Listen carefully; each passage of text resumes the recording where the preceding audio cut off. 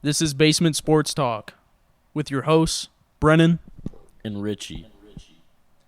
All right, so we're going to be talking about the NFL NFC rankings for this first edition of Basement Talk.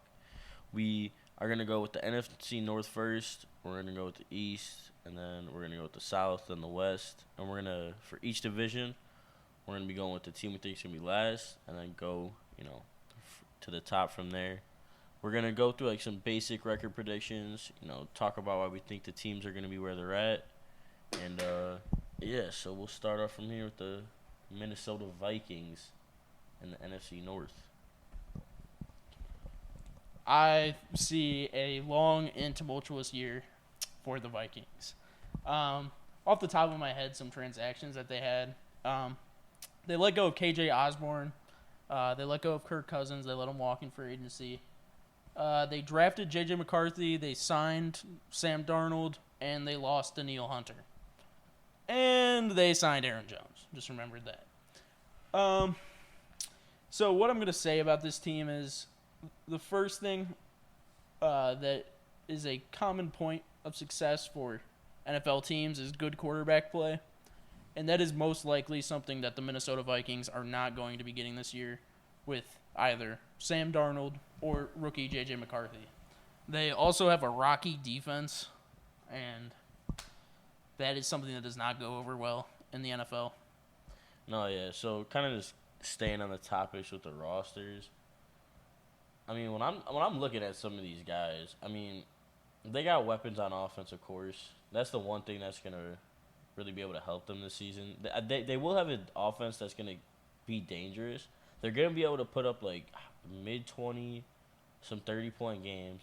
Their O-line's not too bad. They got Darisaw. They got some other guys that aren't too bad. I know Dalton Risner's not too bad. But yeah, when I'm looking at this defense, the D line looks pretty rough. I know Jonathan Greenard's solid. Ivan Pace Jr. is a good young linebacker. Van Ginkel's solid. Byron Murphy's good. Honestly, their defensive backs are pretty nice. They're gonna have good defensive backs, but that line's rough. The linebackers, they should be decent. They should be pretty good, actually. So, I mean, it's not as bad as I thought it was going to be when I'm taking my first glance at it. But there's definitely some holes with it. But, I mean, a lot of people are saying they think this team's going to only win, like... I mean, people are saying some kind of crazy shit. Like, what, 3-4 wins for this team? 5 wins? I see them more in the 6-win, personally. Yeah, so obviously we have them both at the bottom of the division, though. He Yeah. thinks they're going to be last. I think they're going to be last. And we're, like, looking at some of these first few games. You got New York, San Fran, Houston, Green Bay, and New York again. That's obviously the Giants and the Jets in that. None of those games are going to be really easy besides that first one. They're probably going to beat New York. I could see them really starting the year, like, 1-3, though. I mean, 1-4 though. That's realistic. Rough. Yeah, it's gonna be a rough start, and it really doesn't get much better. I mean, they have a rough schedule. Every single team they're playing, besides like the Giants. I mean, they got Arizona in there later on in the year, but we don't know where Arizona's necessarily going to be. Too. They really don't have anything free this year. Yeah, I guess I can see more why, but they're gonna win a few sneaky games. I probably got 5 to 6 wins for this team. Probably a 5-12 season, most likely, maybe 6-11. Yeah. But they made some good moves. They're a young team. They're probably gonna have a good draft pick. If they have some bread, which they don't have a lot of, but especially after that Justin Jefferson extension. Yeah, exactly. Like we're gonna see Sam Darnold and J.J. McCarthy. I don't have too much trust in either of them. I do think Sam Darnold can get you like a decent, maybe not even a decent running offense. It could be a really bad shit show. It could get bad really fast. But I think they will win at least 4 games. I'm thinking probably like 5 or 6. They're going to get a few sneaky wins. I'm in the 5 to 6 But this schedule is not easy. I didn't realize how tough this schedule was. It's not an easy schedule at all. So can't spend too much time on them. They're going to be towards the bottom. They are also disadvantaged by playing in, if not the best division in the NFC, the most competitive division in the NFC. Yeah, and the whole division we're about to be talking about. So obviously, playing those teams twice a year kind of sucks. Very super deep team. Third place in the NFC North, I'm going to have the Chicago Bears.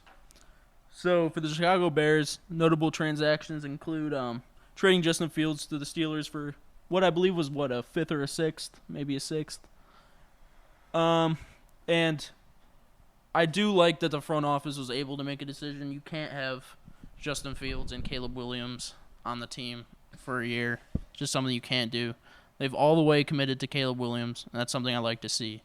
They also made a trade for Keenan Allen, which is a top 10 receiver in this league, I feel.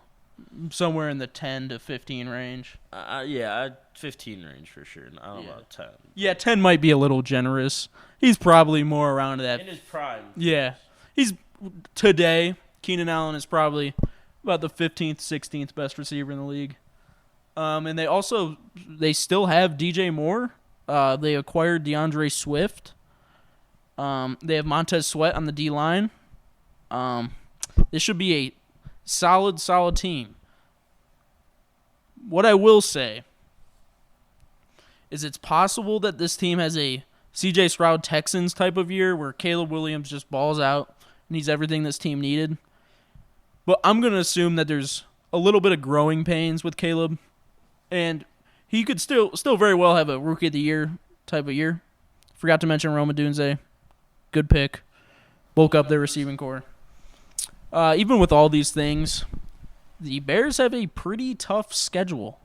You see some easy layup games, or at least what should hopefully be easy layup games. We know nothing is too easy in the NFL. And when I look at those, I think it's Washington, Arizona, New England, Minnesota, Tennessee possibly. We don't really know where Tennessee's going to go. I will say that I'm going to give them the benefit of the doubt, at least what I would consider to be the benefit of the doubt, and say that they win about 9 games. And they win some of those toss-up games you might think they shouldn't win.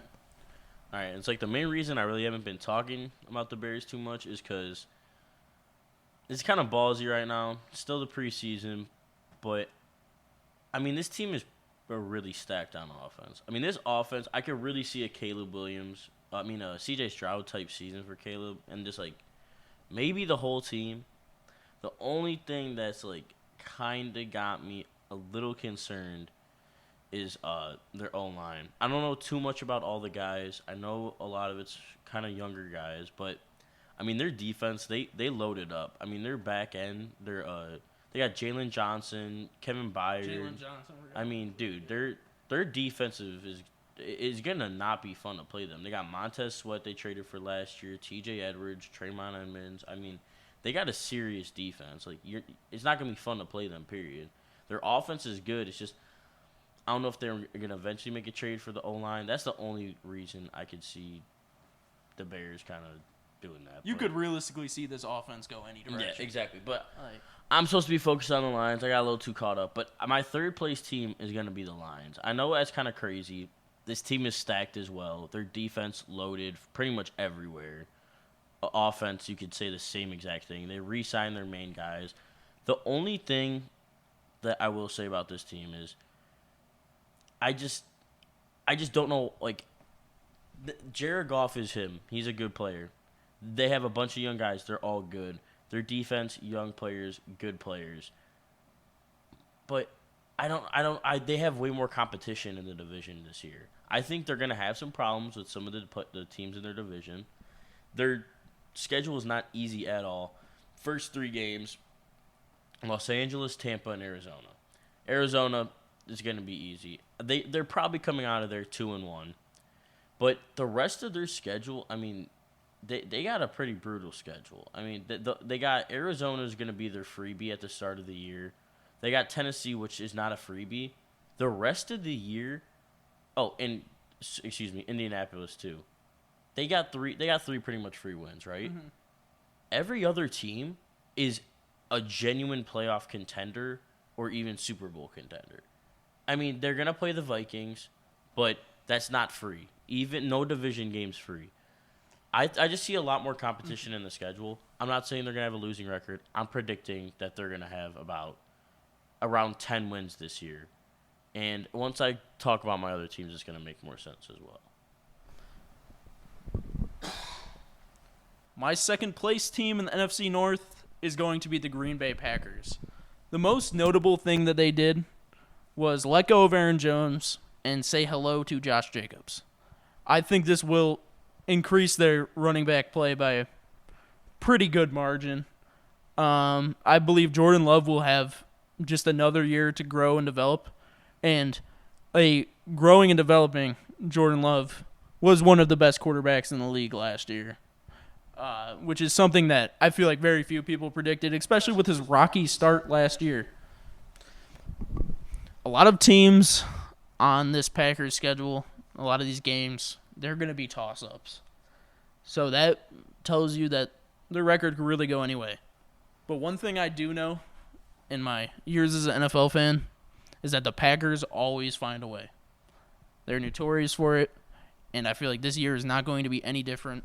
I see them in the realm of 10 to 11 wins.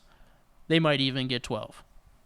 No, yeah, and honestly, as I'm looking more at this schedule, and I'm looking more at this roster as well, I can't comfortably now say that the Lions and Packers, I feel like, are going to be on the same level. I do feel like the Lions do kind of have a tougher schedule. I'm looking at this Packers schedule. It's a lot of – they don't really have too many rough stretches. The start of the year, first game Philly, but then you got Indy and Tennessee. Those should be wins, or at least, close competitive games with wins. And then you got Minnesota right after, too. But division games are never easy, just period, in the NFL. It's not easy to sweep division teams. But then after that, Los Angeles, Arizona, Houston, Jacksonville, Detroit. And then the back half, too, they have – the back half is a lot tougher. They don't have any really freebies, but they still, they have a lot more division games. They play Miami, New Orleans, Seattle. So the back half is tough, and that's where I think they're going to struggle. I'm also feeling 10-11 wins, but I'm kind of backtracking with the Lions. I had them behind them, but I'm just looking at this roster and this depth chart. It's just not as deep, and I think the Packers and the Lions are going to finish around the same, but I'm going to put the Lions with one more win above the Packers, in my opinion. Like, if the Packers have 10 wins, Detroit's going to have 11, however you want to view that. For my first place in the division, I'm going to have to say it is once again the Lions. And despite their questionable DB play, everything like that, questionable Dan Campbell play calling, I don't think it matters. This Lions team is essentially running it back with an improved defense. I see them in the realm of 12 to 13 wins once again, and I think they will silence the doubters. They will silence everyone that would say that that was a Cinderella run. So he's trying to kind of – I was dissing the Lions, but then, I didn't even realize the Carlton Davis move. That's a huge move for that defense. I mean, they're really just stacked. And my whole thing with this division is, and the reason I haven't talked about the Bears yet, really, is because I really just see this division being a dogfight the whole year. I see these teams taking each other out, and I could see one of these teams, like the Steelers last year, where they can maybe clear the division. This would be one of the best divisions. Absolutely. And the Steelers always have a way of beating their division opponents. And if one of these teams could be like that, and I'm kind of predicting the Bears to be that team. They have a really high-powered offense. A lot of these other defenses in this, Packers defense, it's lacking this year. The Packers defense is lacking. When I was checking it out, it's low. Their offensive line, they lost some pieces. I mean, I'm really predicting this top three is going to be the Packers, Lions, and Bears. They're all going to be within 10 to 12, 13 wins. And I just think no matter how many wins, it could be Bears 12, and then Lions and Packers both have 11. I just think the Bears are somehow going to come out on top of this division this year, some way or another. And that may change in the future, but I got Bears, Lions, Packers, Vikings, and Pack's got Vikings are going to be last, Bears are going to be third, Packers are going to be second, and the Lions are going to be one. If there's one thing I've ever learned in my NFL fandom, it's that you do not doubt the Packers. They will never suck. And yeah, so Again, these are basic records. We are not going super in-depth. We're going to do a record prediction video for every team. We're going to break up the conferences, though, still. But, yeah, so that's the NFC North. We are on to the NFC East now. So, to me, it's a battle between the two bottom teams. I think almost every football fan that is not biased would agree that this will be between the Eagles and the Cowboys. Yes. The top's going to obviously be between the Eagles and Cowboys. Giants and the Commanders, I honestly think they're going to have very similar years. I think record-wise they're going to have very similar I would agree years. with that, but I would say I'm more on the Commanders train. That is valid. I mean, they picked up some good pieces. I mean, they Drafted. They have Jaden Daniels, obviously. He's going to be a big piece. I'm not the biggest fan, especially with the type of quarterback that he is. I mean, he is kind of a Lamar Jackson-style quarterback where he's super athletic, could throw the deep ball. They will have to overhaul that offense. Yes. The thing is, like, their offensive line isn't the best, not terrible, still not, it's not going to be the best offensive line for him yet. He has weapons. He definitely has weapons, which is good. But I think he's the type of quarterback where he could have benefited waiting a year. And I can't go too deep into what I would have done. He's already 24. Wow. I didn't even realize that. I did forget he's that old. Yeah, but what? Michael Penix is 25. Yeah. He's going to be sitting. He's going to be sitting for possibly a couple years. Yeah, it's ridiculous. But I can't go too deep into them. It's supposed to be just division rankings video. But honestly, I think at the bottom, I think I'm putting the Commanders. I'm putting the Commanders there. I think that is completely fair to say, but I'm going to go with the Giants, and that's simply because that offense is a shit show. And at least there's optimism with the Commanders' offense, but Daniel Jones, Tommy DeVito, who are we going to get out there? We don't know. Daniel Jones is not a $46 million a year quarterback. They're kind of in salary cap hell. And they lost Saquon Barkley. And they have a horrible receiving core. This offense is going to be the downfall of them. Looking at their schedule, I would say it's relatively weak. You don't have prolonged bad stretches besides possibly Dallas, Seattle, Cincinnati, and Philadelphia. And you do play Pittsburgh after that. So that could be a rocky stretch. I'm giving the Giants somewhere in the neighborhood of 4 to 6 wins, but I'm going to say 5. All right, so, I mean, we've seen the Brian Daboll magic. We've seen it. Yeah. We've seen him come in, but also the division was absolutely horrible that year. Yeah. It was a very interesting year for that division. We've seen the magic happen. Daniel Jones wasn't great. He was serviceable. That defense was good. They was able to make plays. And that's the biggest thing with this defense. I mean, with this team in general. It's the defense. I mean, absolutely. They have playmakers everywhere. I mean, Dexter Lawrence, obviously one of the best in the league. They picked up Brian Burns, dog. Bobby Okereke, dog. I mean, Kayvon Thibodeau, obviously a dog. The defensive backs aren't the greatest. They still need some guys to develop. They did get some guys, or they drafted some people, but there's just a lot of holes on this team. But they have good coaching. Their running backs, only Devin Singletary, Malik Neighbors. Malik Neighbors pretty much needs to carry this offensive load. I mean, they don't have Darren Waller anymore. He's gone. It's Daniel Bellinger, who is a solid tight end, but this team has a lot of problems. I don't know why. I have some type of hope for this team. Maybe the defense. I don't know why. I don't know. I'm starting to look more at this team, and honestly, looking at this team, looking at this schedule, I know the Commanders' schedule's got to be similar to this. I think I'm also moving to the Giants in last place. This team is I mean, again, with the schedule, it is a weaker schedule. There are going to be some teams they probably win. But the biggest thing is, do I trust Daniel Jones and Malik Neighbors to make big-time plays? Not fully. Yeah. But I could see them with the most winning 8 games. I got them winning 6 at last place in this division. Something you also have to consider with the Giants is they drafted Malik Neighbors, obviously, and something that you really have to think about is the Giants haven't been able to successfully develop a receiver since Odell Beckham Jr. Wan'Dale Robinson has had okay stretches, but he's not panned out what you wanted to be. Jalen Hyatt, he's all right. This is a team that drafted a receiver that cannot develop receivers. So if Malik Neighbors can break that mold, which it is possible, he's a very talented prospect. A lot of people thought he was even better than Marvin Harrison Jr. I don't know. I don't feel confident in it. So yeah, we're keeping the Giants in last.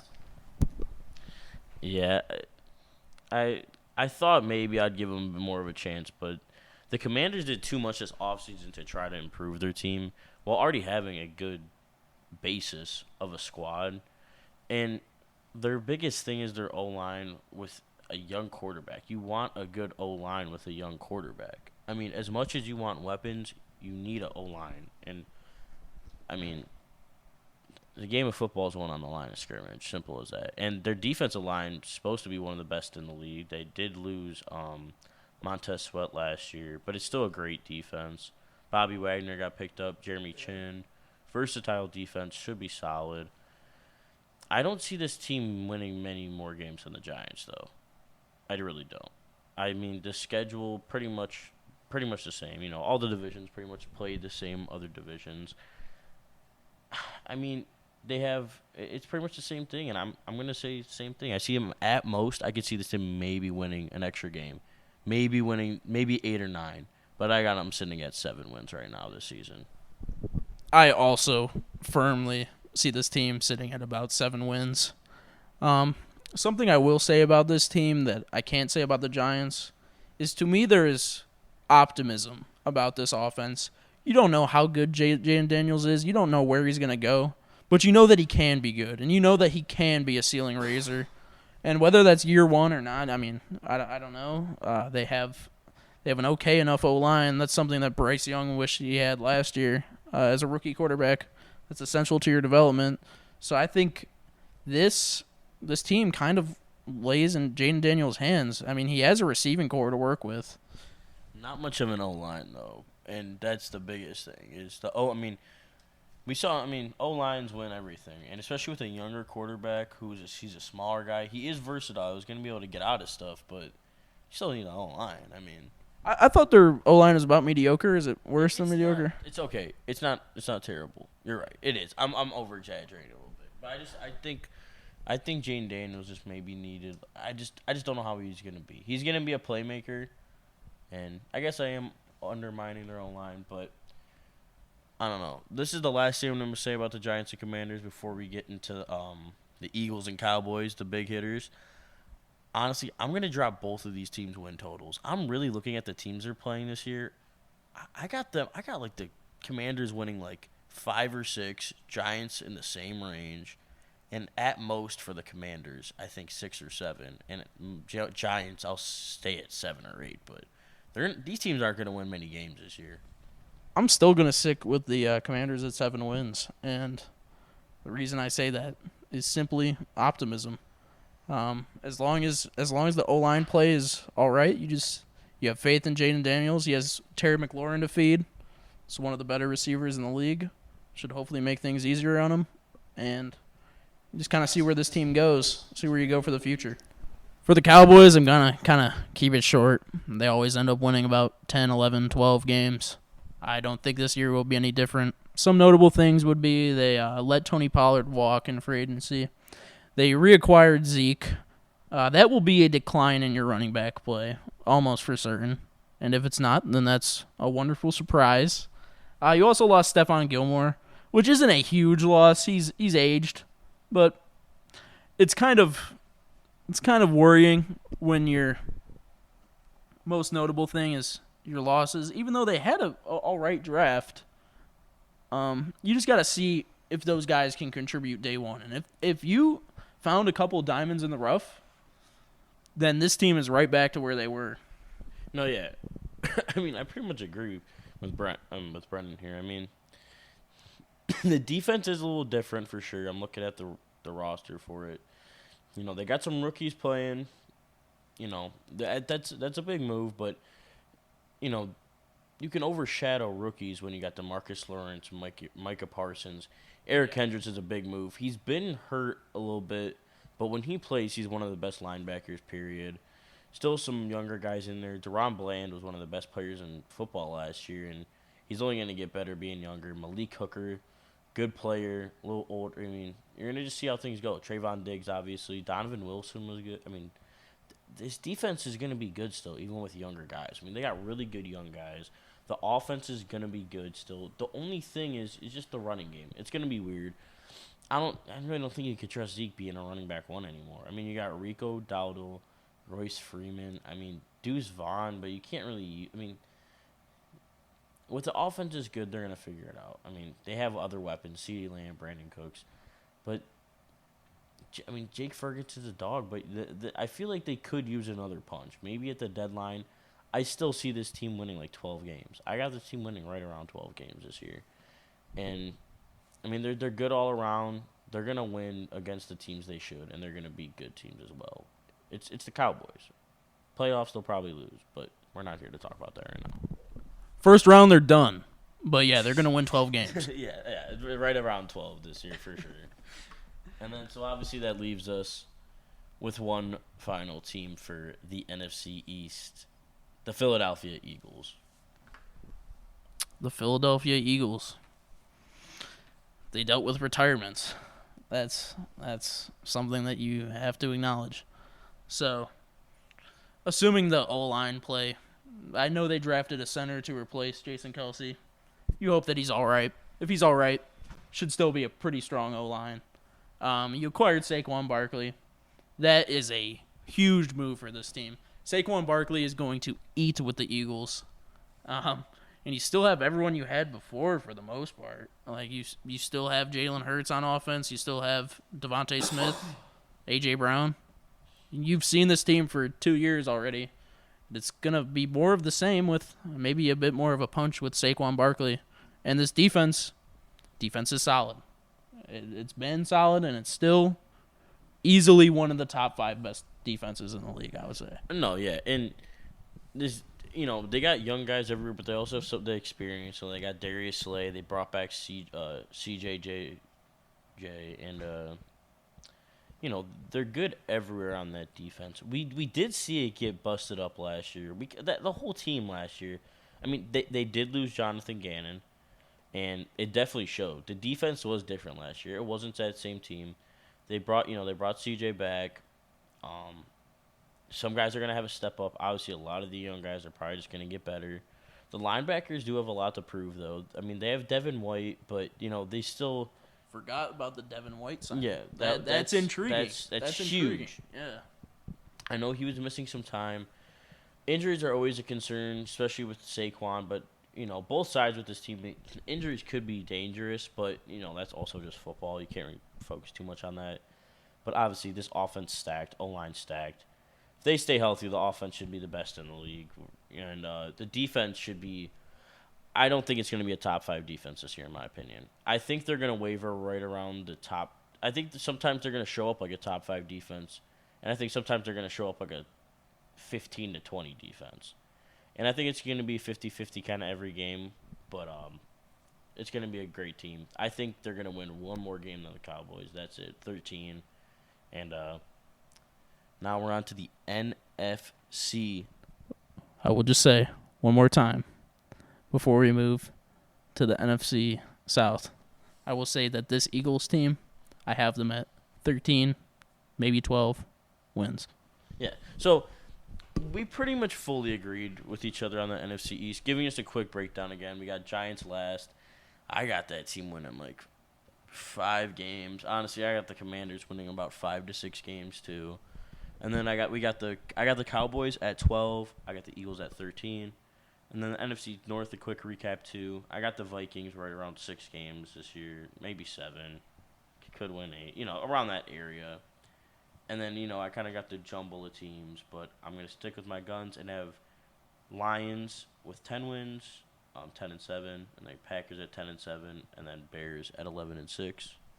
And Brendan will give you his breakdown so far.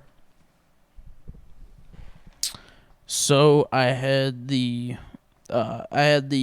Giants at about 4 or 5 wins, the Commanders at 7 wins, the Cowboys at 11 or 12, and then the Eagles at 12 to 13.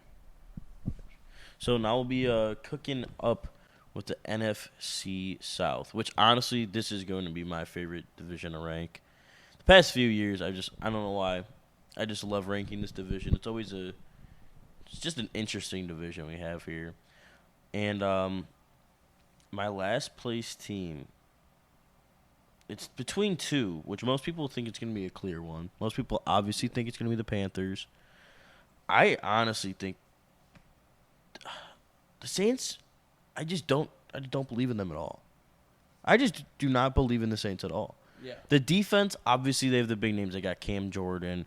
They got Lavenport. They got how am I forgetting his name? Marshawn Lattimore. They acquired Chase Young as well. They had Chase Young. Yeah. Wait, didn't the Niners have Chase Young? Yeah, the Niners did have Chase Young for half a year. That was just half a year. Now he's just been on the Saints. Wow. Like the Saints, they have a decent defense. That offense, but what is that offense? Seriously. Okay, so sorry. And they're in salary cap. Okay, hell. so since we're cooking up about the Saints, this doesn't mean that they're the last place team, but we're gonna just get into the Saints. We're just gonna start talking about the Saints since we're getting into it. So, obviously, they're known as their cap space hell. This is how we're gonna kick off this NFC North.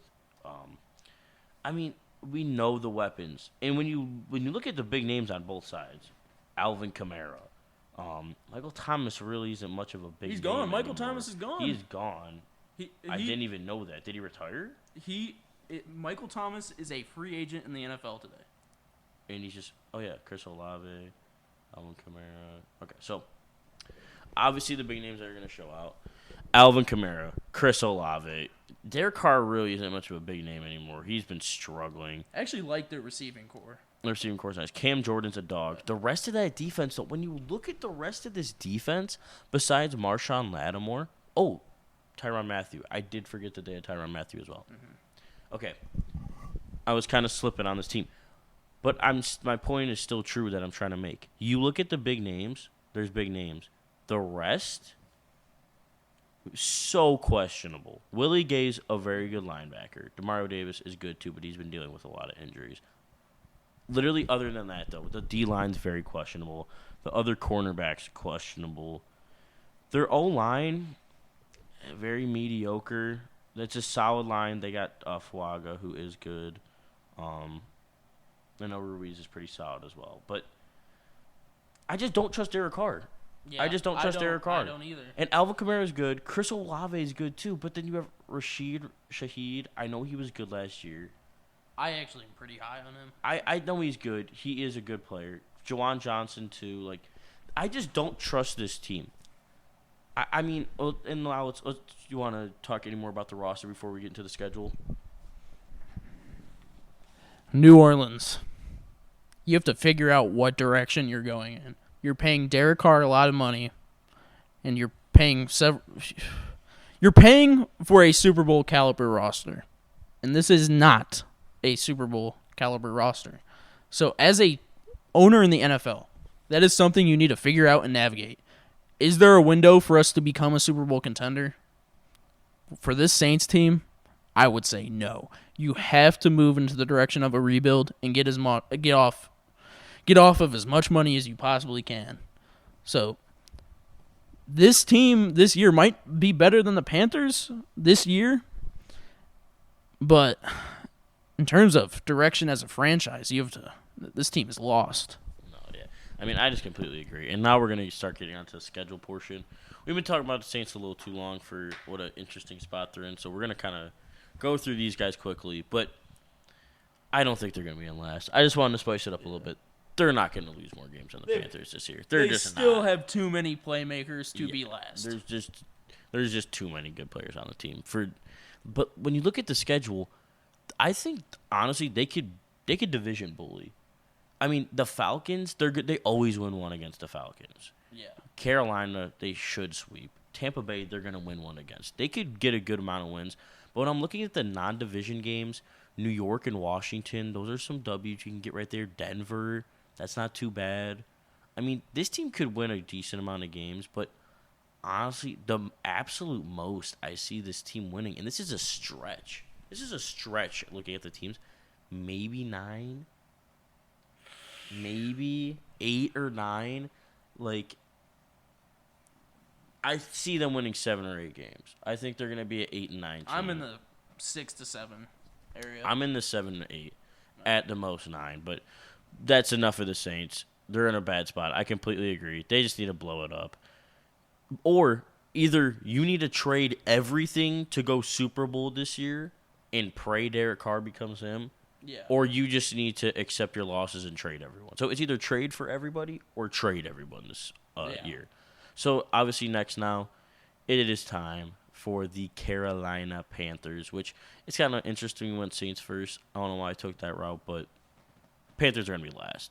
They didn't improve their team much. They did give Bryce Young some more options. They did improve the O-line a little bit. The defense is just absolutely awful, though. I mean, they lost so many people. Jadeveon Clowney is not a big enough pickup. They did pick up Xavier Woods, too, who is good. But neither of those guys are good enough to make this. I mean, this defense is going to be absolutely dreadful, in my opinion. Derek Brown is a very good player, though. But they lost J.C. Horn. Yeah. They lost Derek Burns. Where'd J.C. Horn go? J.C. Horn went to the oh my gosh, where did J.C. Horn go, dude? It's gonna piss me off so much. He was on a team we already talked about. Wait, let's look back. He didn't go to the Giants, did he? Where did J.C. Horn go? All right, regardless, but this defense is just gonna be absolutely awful, and I just don't trust the offense enough either. Still, Chuba Hubbard's their running back. Says they still have him. He's not. No, he's not. No. I know he's somewhere else. Oh no, wait, what am I talking about? Yeah, he's still here. I'm absolutely tripping. I'm sorry, guys. I don't know why I was freaking out like that. J.C. Horn's still here. But their defensive backs aren't bad. No, they're not at all. And who did they trade for in the receiving core? I remember them. Deontay Johnson. That's what I'm saying. That's who they've added to help. That's it. When you're the Panthers, what you're looking at and right Xavier now, Legette. When you're the Panthers, you want to bulk that O-line. And they did. No, they've added O-line. They have a lot of younger guys still, though. For a young quarterback, it's all going to be O-line. You need to have a good O-line to figure out where your quarterback is. Especially with someone like Bryce Young, where he's a pocket guy, but he's smaller, though. So you need to figure out if he's good or if he sucks. Yeah, and this year, the O-line is going to be better. Deontay Johnson is a good pickup. Xavier Legette's a good pickup. He's going to have definitely way better people to throw to besides Adam Thielen this year. Chuba Hubbard's not bad. They got Miles Sanders. I did forget about that, but he was absolutely dreadful last year. And they're paying way too much money for him. Way too much money for him. The defense, but regardless, this roster isn't much better besides 1 or 2 more guys, and they lost people. So really, this roster is the same. And then you just look at the schedule, like you just don't trust them to really even have a chance in some of these games. They play Denver and they play Arizona, which. Those should be a dub or 2 right there. They're gonna win. You can't promise them wins in those games. I think the most games they're winning is 5 to 6. I got them winning 4 games this year. I got them maybe winning 3 games this year. Yeah, 3 or 4 games. I completely agree with the 3 to 4 games. Yeah, it's just what the fuck. Yeah. As a Panthers fan, you had those amazing years with Cam Newton. It's a rough. Your team's in a weird spot. With the ownership's been weird, but at least you are not the Saints. You have a direction as a franchise. At least you guys know where you're at as a team. So, the next team, so Tampa Bay or Atlanta? To me, I have a very clear decision who I think's winning the franchise. I mean, not the franchise, winning the division this year, and who's in 3rd place. And obviously, I'm showing you my 3rd place. You can't see this. Chat, I'm gonna call you, but Atlanta or Tampa Bay? This is an actual question this year, and I mean it was a question last year, but Tampa ran away with it. For me, I'm gonna have Tampa at number 2, and the reason I say this is I think they will be virtually the same team they were last year, and you have playmakers on both sides of the ball. You have Levante David, obviously on the defense. You have Baker, who had a pretty good time last year. Very good season. Bounce back year. Then you have Rashad White, running the ball. You have Mike Evans, Chris Godwin. I mean, a lot of this is the returning core that you remember, and they'll probably be solid again. I would say this is as long as everything goes all right, and injuries, God willing, I feel like this is a 10 to 11 win team. So, with this team, I just think there's a cap. And as Cleveland Browns fans, I absolutely love Baker Mayfield. When he first got traded, I can't go into this too long, but when he first got traded, so many people were shitting on him. I was always there for you, Bake, if you ever listen to this. But I do think there's just a cap on this team. The defense really they lost people. I really don't see many additions besides some younger guys. I mean, they lost Devin White, obviously. They lost Carlton Davis III. I mean, those are two huge pieces to that defense. The defensive line's lacking besides Vita Vea. The linebackers are lacking. Like, they got the big names, and then other than that, it's a lot of lacking. The defensive backs are still good. They aren't bad. They're definitely still good. The rest of that defense, there's holes. But it's really not a terrible defense. But there is holes for sure. The offense is good. The offense should be a top 15 offense in the league, I think. I mean, I think they're gonna make big plays happen. Rashad White can make stuff happen. Obviously, the receivers can make stuff happen. Baker makes big throws. I got this team winning around. I got them in between, like, honestly, more so in the 7 to 9 wins, more so than the 8 to 10. Yeah. But I'm gonna put them like. I'm going to give them the benefit of the doubt and say I think this team can win 9 games. I when I'm looking at some of it, Washington, Denver, Detroit, or Washington, Detroit, Denver to start off. I think they're starting off 2-1. They're going to pick up a few more wins. Like, they don't have an easy schedule though. The back half does drop off: New York, Carolina, Vegas, and then some other interesting teams. But honestly, I'm going to put them at 8 and 9, and yeah, and then I think Brendan's got one more thing to say. In true basement sports talk fashion, I'm going to kind of improvise what I said here. As I think about it, I agree that this team has a ceiling. More losses than additions to the squad. And I think the ceiling for this team this year would be like 11 wins. And, yeah, this year 11 wins. Absolutely the ceiling would be at 11, but I'm going to kind of go back on what I said here, and I'm going to say I think they win a firm 9 games. Like, I truly don't have a range on it. I think they win 9 games. That's exactly what I ended up being on too. It just seems right. Yeah, it seems right that they're going to be at 9. Buccaneers are winning 9 games. Yeah. That might be the lock of the year.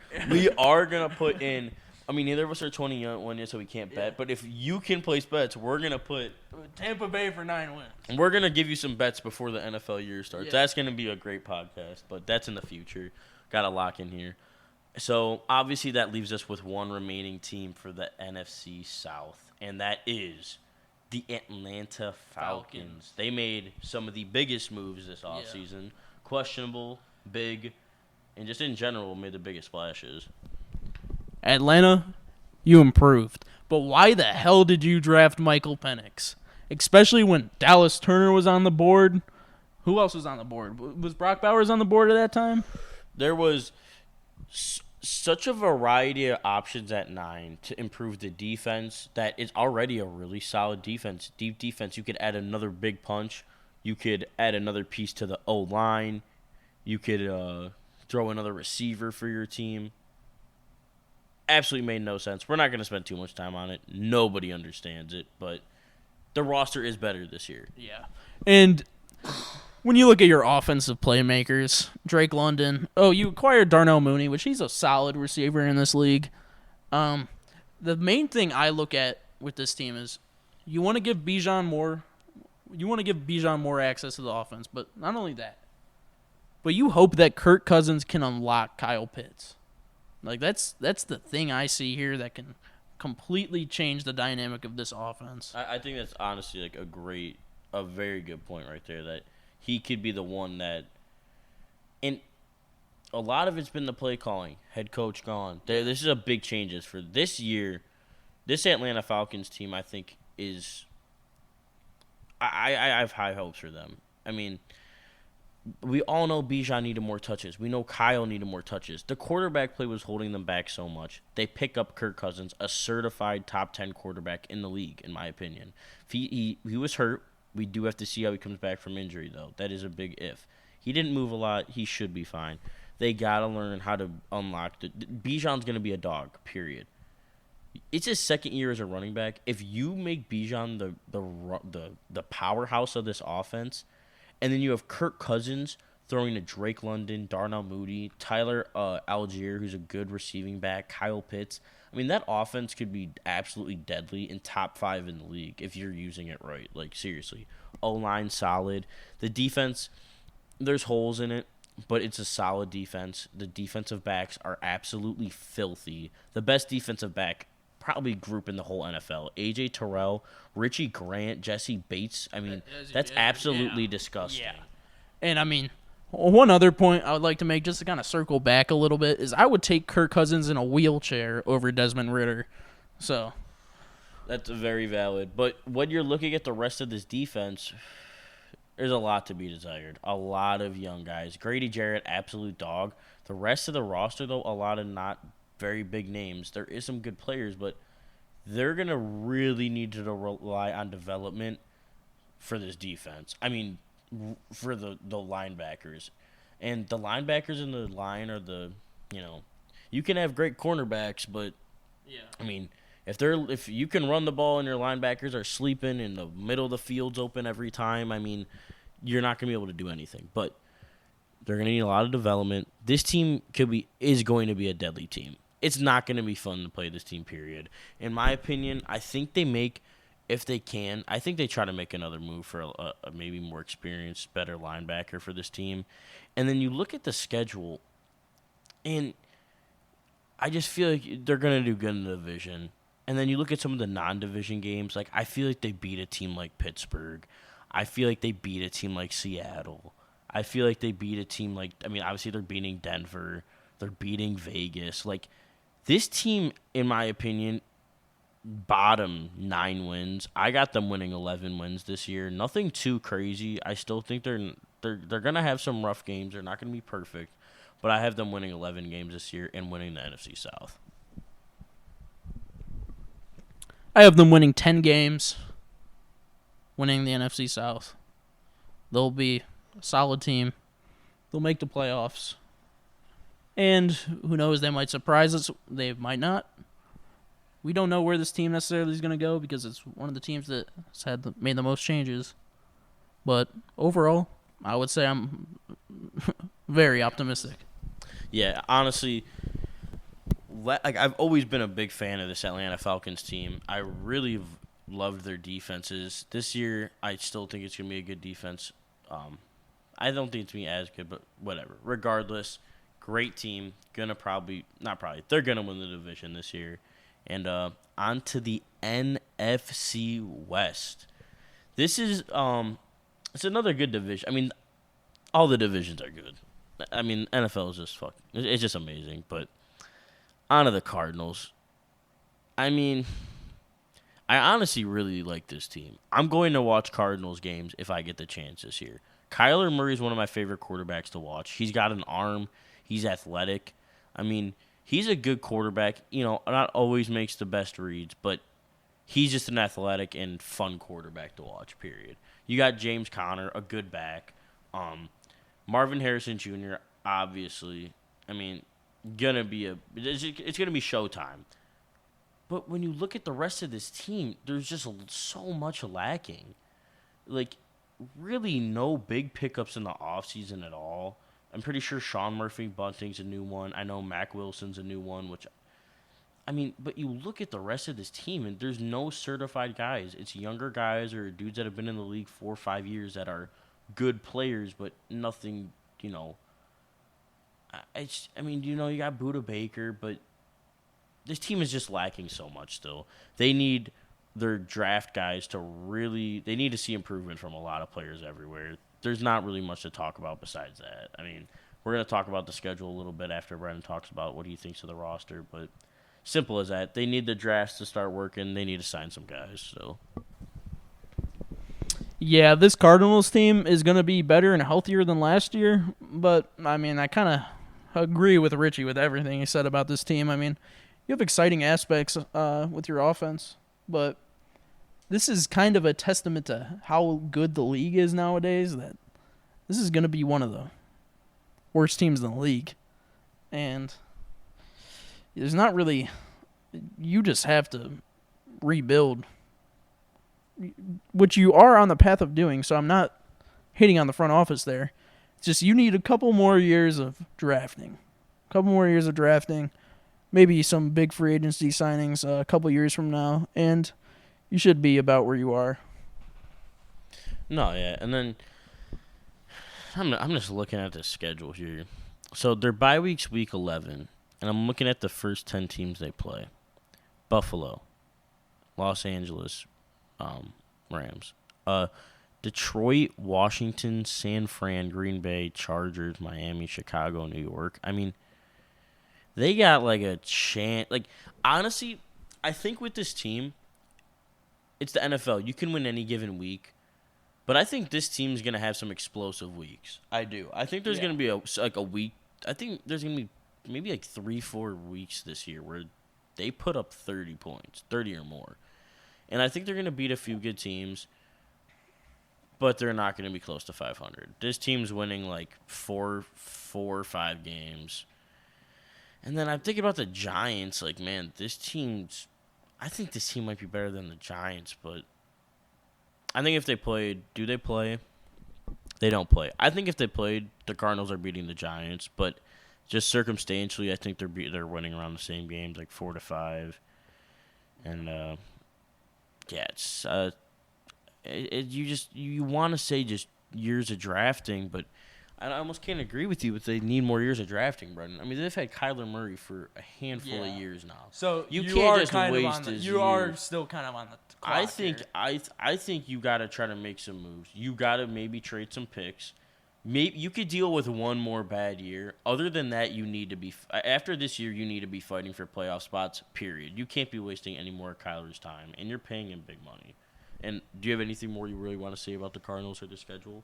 Yeah, 4 or 5 wins. Yeah, 4 or 5 wins. Yeah. So yeah, I mean, pretty much, they're gonna be fun to watch, I think, but they're not gonna be a good team.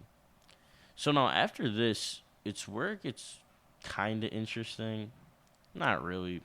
The Seahawks are next. They're third place. This team,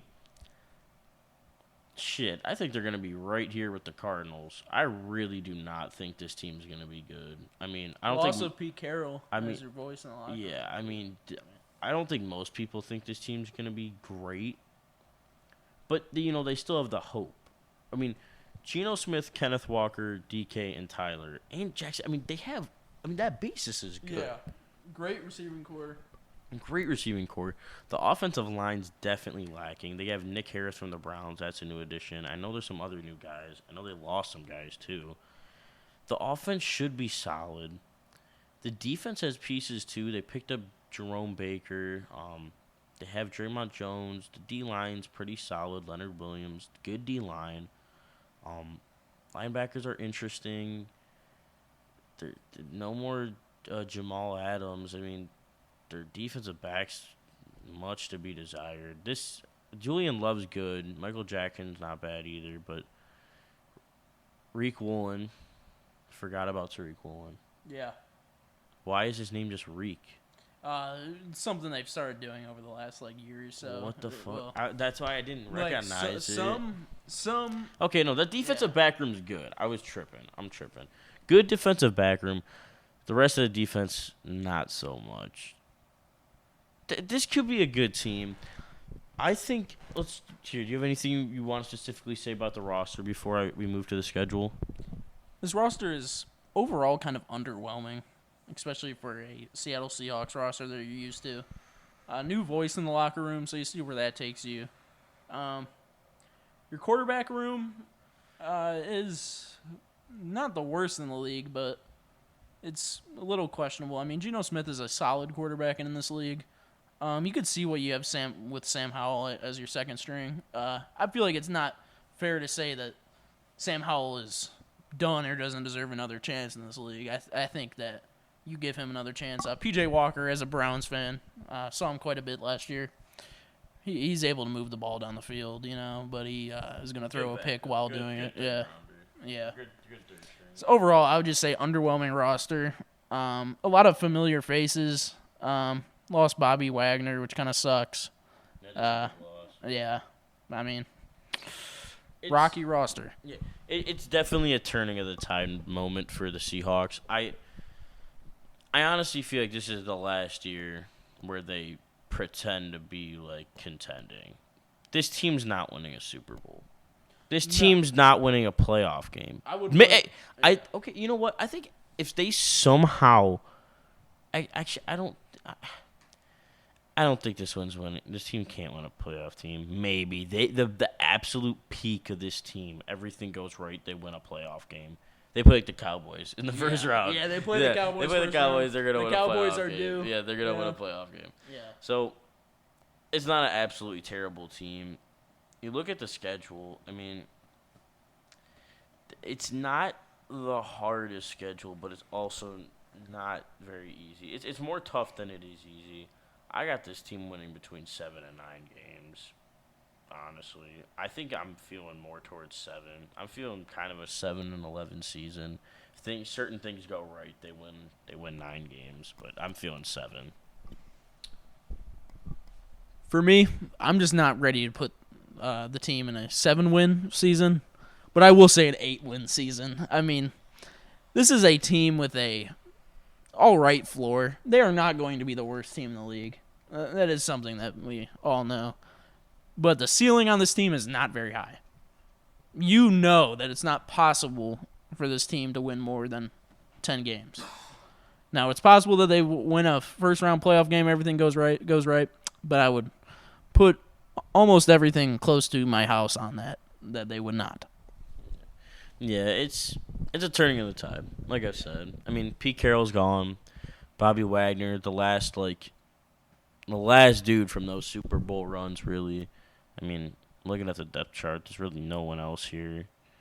It's the last. I think last year was their last really fighting chance in the playoffs. I think they're gonna be one of those teams that are like in the hunt. They're gonna be the last row on like in the hunt for like the whole season. Yeah. That's gonna be the Seahawks. Like they're gonna be kind of fighting. They're not gonna do it. But I will say, I like the Sam Howell pickup. I really do. I think he has potential. I mean, he can launch the ball. You give him a chance. I really like him sitting behind a veteran like Geno Smith. Like, I really like that move. And if they can transition him, trade Geno, leave Geno or something, make some trades, really get in a restart, draft some good defensive players, build up an O-line, and see how Sam Howell does, give him a chance. Probably not. You're just going to draft, the best quarterback. Yeah. But I do like a transition year for Sam Howell while they're just give him a chance next year after you're just tanking. Give Sam Howell a chance. I like that. So there's the Seahawks in third place for the NFC West. And next, this is the division that's pretty easy. This is the easiest division, in my opinion, to rank. I mean, who's going to be last to first? Yeah. To no one's surprise, I think me and Richie both agree that Los Angeles Rams are going to be second here. Still a solid roster. You have offensive playmakers. You don't have as many defensive playmakers as you used to, but should still be a respectable unit, I would say. Tre'Davious White pickup. That's a big one if he plays more than 4 games. Yes, for sure. It is, yes. And you look at this defense, and there's some of those kind of classic. And now, as we've seen over the years, the classic, the Sean McVay players on defense, in my opinion, kind of like the skinnier, athletic, long defensive backs for that team, and even kind of linebackers too.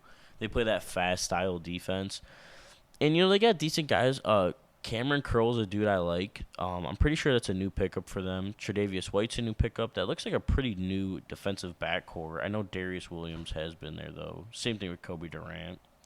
But the linebacker crew is definitely interesting. I know Byron Young's been pretty solid, but the whole defense is just, it's not going to be a great defense. It's going to be like, I think they're probably going to end up being ranked like 21st, 22nd, maybe a little lower than that, like for defensively. I think they'll somehow pull together and be a respectable unit. Like I said, I think they'll be. Yeah, like, and that's not bad. Like, if you're the 20th ranked defense, that's not awful. That's serviceable. Like, I would see them being ranked more as like a 17th, 18th defense, but that's just a little bit better than what you're saying. So yeah, I would, for the most part, agree with that. yeah, and then the offense, obviously, that's, the sweet spot. I forgot they picked up Jimmy Garoppolo. That's so interesting. Stetson Bennett, classic. But Kyron Williams, playmaker. They got Blake Corum in the draft and Boston Scott. I mean, that's just a straight-up playmaking running back crew. I mean, if they don't want to use Stafford's arm too much, it's not even that. If you want to be able to run the team through something other than the quarterback, those are three dangerous running backs. Absolutely dangerous. Boston Scott's a playmaker. Blake Corum's going to be a playmaker. Kyron Williams we see as a dog. And then you look in the air, Cooper Kupp.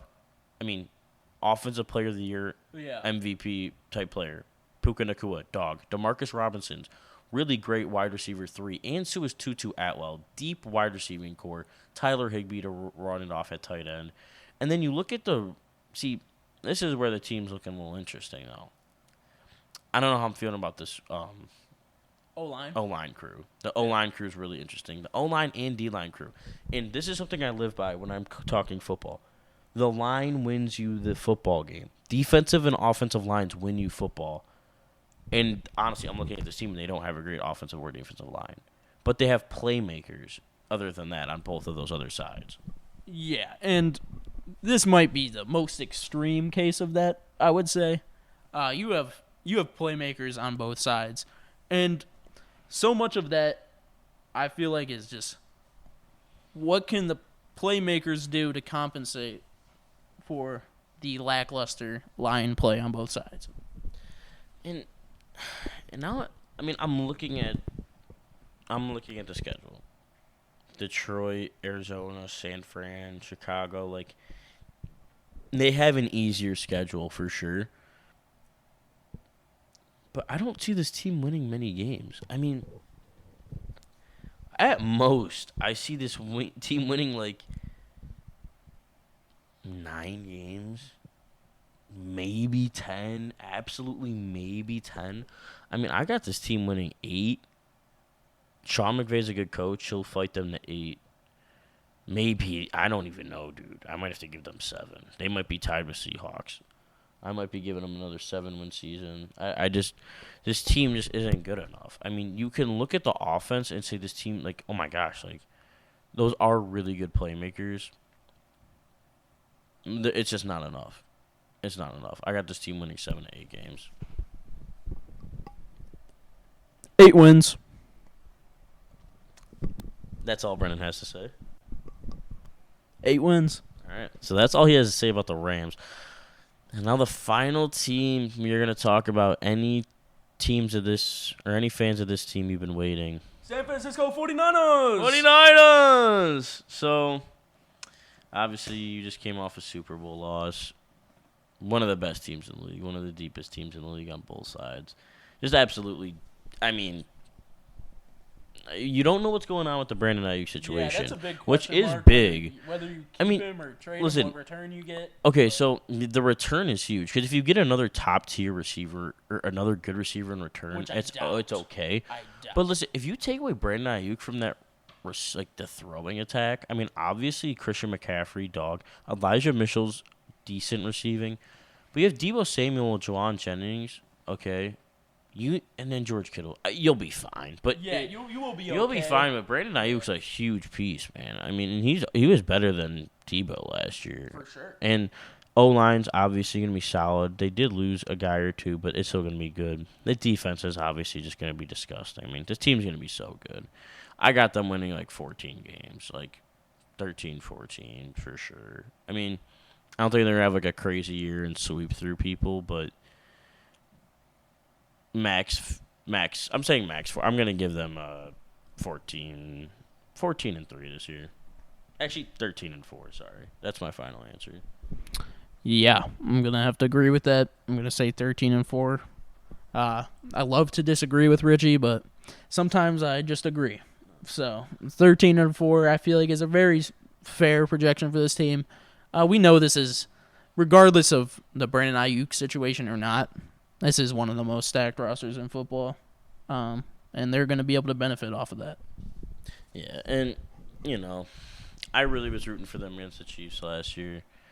Really was hoping for it, but it's all right. It's a new year. It's going to be a great year as always for the NFL, and kind of just the last thing we'll talk about here is I got a question for you, Brendan. What do you think in the NFC? What do you think the best division will be? Like all around, will have the best record this year. I'm gonna have to say the NFC North, personally, because you have the NFC East, which is probably gonna be top heavy, and the NFC West will be a respectable division, but the only team we had in the NFC West being a true dominant force would be the San Francisco 49ers. The NFC South is generally pretty interesting, but you have two teams that we see being pretty bad there. And I wouldn't consider the Falcons or the Buccaneers to be Super Bowl contenders. Playoff contenders for sure, but not Super Bowl. So my answer would have to firmly be NFC North. No, yeah, I completely agree. The NFC is gonna be. I think it's gonna be interesting this year. We are gonna eventually do like a playoff. We'll do like a playoff preseason bracket. What we think the playoffs could be. I'm not a big fan of doing playoff predictions in the preseason, but like, we'll probably do some type of video. Maybe just doing a brief who we think. Like we'll probably do Super Bowl contenders, playoff hopefuls, like one of those. But I think the NFC North is going to be very top-heavy. Cowboys and Eagles pretty much locks. I think you can absolutely lock the 49ers. Yeah. So, like, those are three teams right there. I don't really think you can lock anyone in the NFC North. I could see one or two of those teams for sure, but I don't know which two. Like, it's going to be between, obviously, the Bears, Lions, and Packers, but I think the Falcons are pretty much a lock. We'll see. Obviously, we're itching for NFL. Baseball's going on. We're definitely going to make a baseball video, probably for the playoffs. We don't know enough about baseball to really get too in-depth. I've been watching a lot the past 2-3 years, though, getting more into it. So definitely give you some basketball content. We're very knowledgeable. Definitely, yes. We're very knowledgeable. Yes. Association. NFL and NBA is definitely our best. NFL is my best. I do know a lot about the MLB, though. Not a crazy amount, but yeah, that's our first one. Not to take too much more of your guys' time, but I actually have a question for Rich here. And my question is, what signing in the NFC do you think will be the most impactful? Which one is going to completely change the tide? Which one is that deal? It's a super easy answer for me, without a doubt. Without a doubt. You think you can guess? Are you going to say Saquon? No, not Saquon. Kirk Cousins to the Falcons. Easiest. This team is going to add at the very least 3 wins to the roster just by adding him.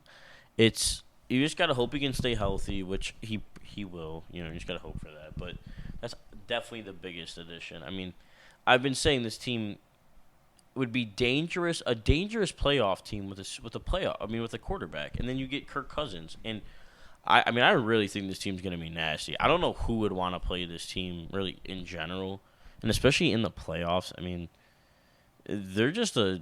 I really think they're going to be a problem this year, and I didn't predict too many wins for them because I think there's still going to be some bumps trying to figure out the offense. The defense, I think, is going to be rocky sometimes, but I think if they can hit a gear, man, they're going to be one of the biggest problems in the league for sure.